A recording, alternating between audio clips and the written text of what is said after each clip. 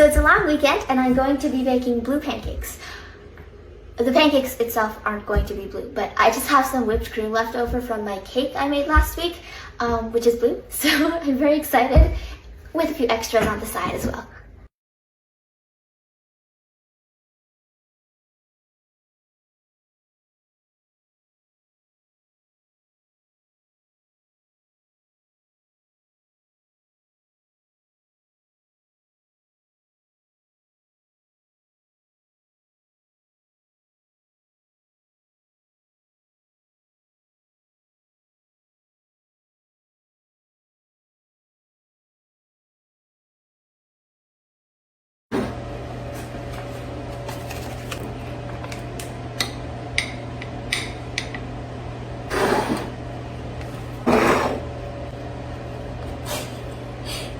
And it's natural too.